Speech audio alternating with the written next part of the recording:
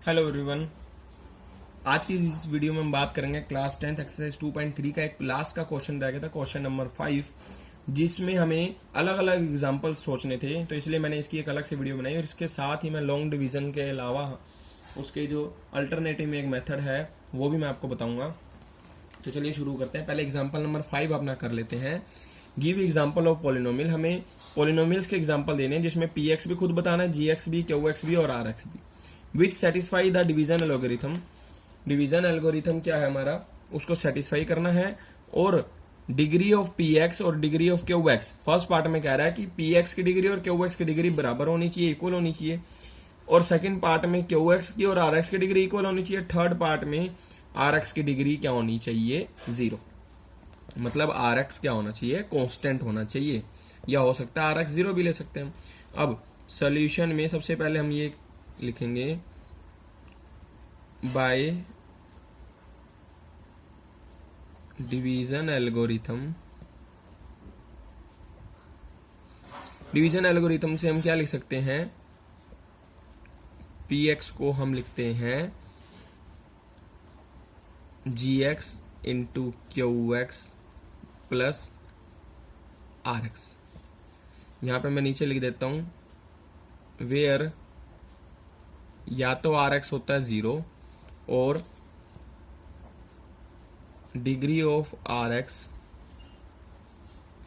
Less होती है degree of g x से। आर एक्स की डिग्री जी एक्स की डिग्री से क्या होती है, लेस। ये थोड़ा साफ नहीं दिखाई दे रहा, बता देता हूं।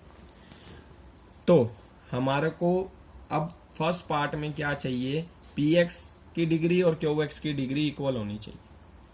अब अगर पी एक्स की डिग्री क्यू एक्स की डिग्री इक्वल हो गई तो ध्यान रखना, ऑलवेज मैं आपको एक बात भी बता देता हूं, पी एक्स की जो डिग्री आती है वो जी एक्स की डिग्री प्लस क्यू एक्स की डिग्री के इक्वल होती है।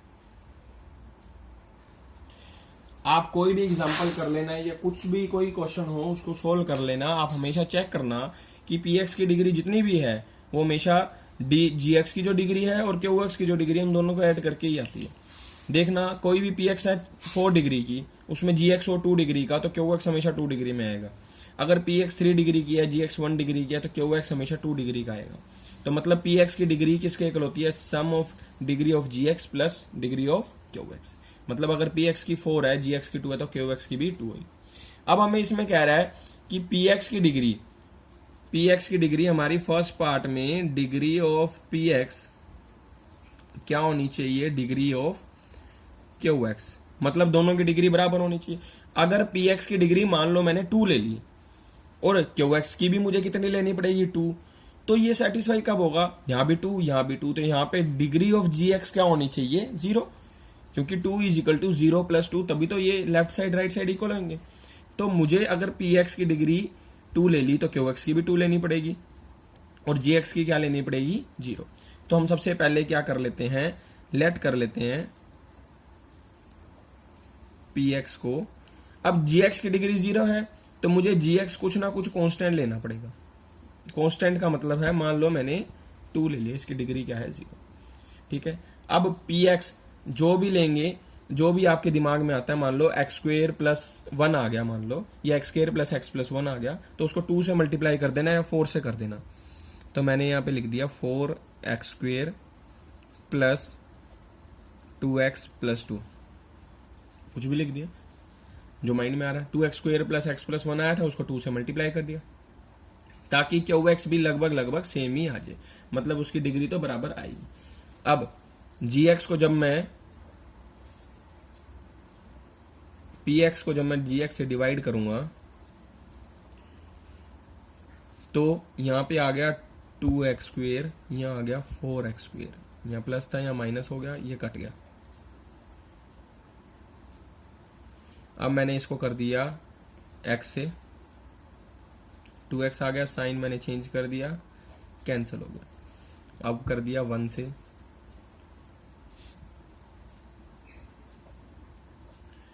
तो क्यू एक्स क्या आ गया, 2x square plus x plus 1। तो डिग्री ऑफ पी एक्स क्या आ गया, डिग्री ऑफ क्यू एक्स आ गया। ये हमारा हो गया फर्स्ट एग्जाम्पल। अब इसमें मुझे क्वेश्चन डिवीजन लॉगरिथम को भी सेटिस्फाई करना है, तो सबसे पहले मैं आर एक्स लिख लेता हूं। आर एक्स क्या था हमारा, 0 आया था। अब g x into q x plus r x, यहां पे g x into q x, g x क्या था हमारा 2 और क्यू एक्स क्या था हमारा 2x square plus x plus 1 plus r x क्या था 0। तो यहां लिख दिया 2 to the 4 x square plus 2x plus 1, तो क्या आ गया पी एक्स। तो it is satisfy, sorry 2 1 the 2, यहां पे 2 आएगा। It is satisfy the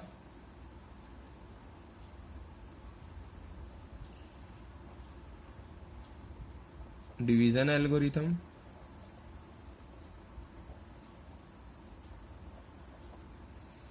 end degree of g x is equal to degree of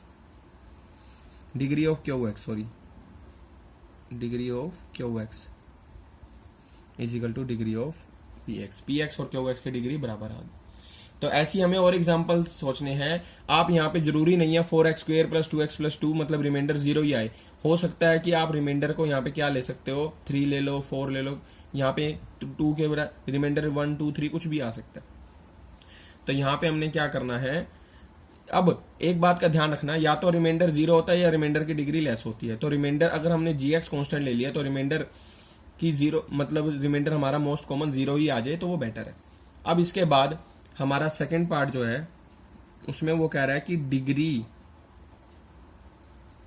q x की क्या आनी चाहिए, डिग्री आर एक्स। अब मैंने पहले ही बताया था कि पी एक्स की जो डिग्री है वो किसके बराबर होती है, डिग्री ऑफ जी एक्स और डिग्री ऑफ क्यू एक्स, इन दोनों को ऐड कर दो तो पी एक्स की डिग्री बन जाती है।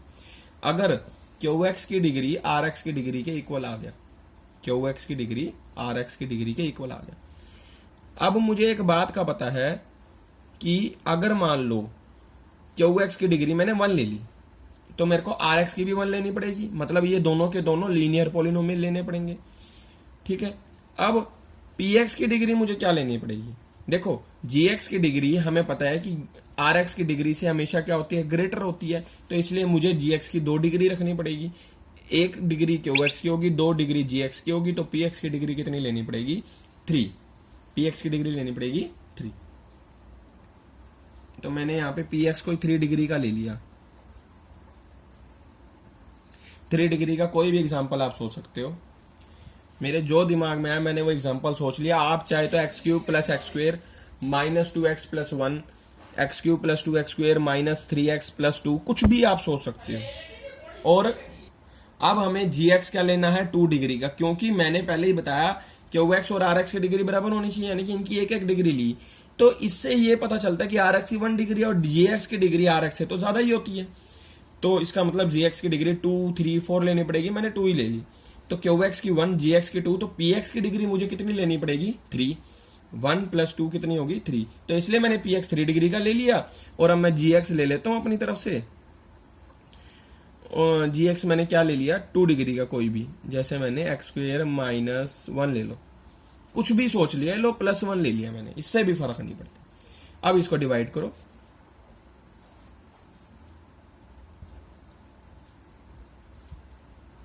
मैं अभी भी बता रहा हूं बिना अंदाजे के ही कुछ भी ले लो, लेकिन डिग्री उसकी 3 और इसकी 2 लेनी है। डिवाइड करके देख लो क्या आता है, एक्स क्यूब एक्स स्क्वेयर है तो एक्स से मल्टीप्लाई करना पड़ेगा मुझे,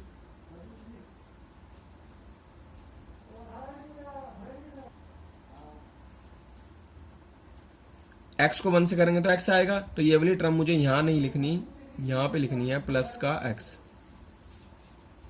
साइन चेंज कर दिए, कैंसिल हो गया, यहां आ गया एक्स स्क्वेयर माइनस 2x आ गया, यहां पे माइनस एक्स। अब मुझे एक्स स्क्वेयर से एक्स स्क्वेयर ही बनाना है तो मुझे 1 से ही करना पड़ेगा, एक्स स्क्वेयर प्लस 1। साइन मैंने चेंज कर दिए, यहां आ गया, ये कट गया, माइनस का 2x और प्लस का 2 आ गया। ध्यान रखना, मैंने पहले भी बताया था, यहाँ पे हम कुछ भी सोच सकते हैं, 3x³ plus 2x² minus 3x plus 2, gx आप कोई भी 2 डिग्री का ले लो, x² plus 2x plus 1, x² plus 3x plus 2।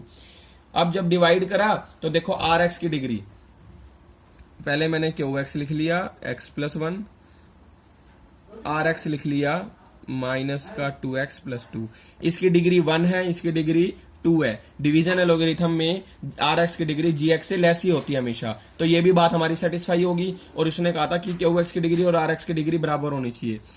Hair degree of qx is equal to degree of rx, मतलब दोनों की डिग्री क्या है, 1 1 है, इसकी डिग्री भी 1 और इसकी डिग्री भी 1 है, तो ये भी हमारी बात सेटिस्फाई होगी।